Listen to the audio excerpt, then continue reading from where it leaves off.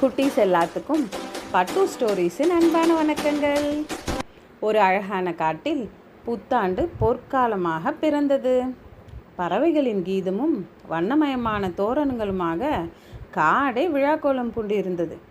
ஆனால் நம் சுட்டி முயல் மட்டும் ஒரு மரத்தடியில் அமர்ந்து எதை பற்றியும் கவலைப்படாமல் தன் செல்போனில் கேம் விளையாடுவதிலேயே மூழ்கியிருந்தான்.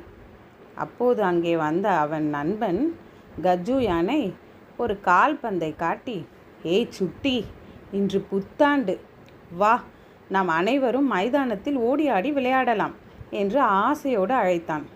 ஆனால் சுட்டியோ, இரு கஜ்ஜு, இந்த ஒரு லெவலை மட்டும் முடித்துவிட்டு வருகிறேன் என்று கூறி நேரத்தை வீணடித்தான். நேரம் செல்ல செல்ல தொடர்ந்து திரையை பார்த்து கொண்டிருந்ததால் சுட்டியின் கண்கள் சிவந்து நீர் வடிய தொடங்கியது. அவனுக்கு தலை பாரமாகி எழுந்து நிற்க முயன்றபோது தலை சுற்றியது. இதை பார்த்த கஜ்ஜு யானை பதறிப்போய் ஓடி வந்து சுட்டிக்கு தண்ணீர் கொடுத்து உதவி செய்தான். பார்த்தாயா சுட்டி, ஒரே இடத்தில் அமர்ந்து செல்போனை பார்த்து கொண்டே இருந்தால் உடல் நலம் கெடும், வெளியுலக அழகை ரசிக்க முடியாது. அதனால்தான் நான் இந்த ஆண்டு தினமும் 1 மணி நேரம் மைதானத்தில் விளையாடுவேன் என்று புத்தாண்டு உறுதிமொழி எடுத்திருக்கிறேன் என்று அன்போடு எடுத்துரைத்தான்.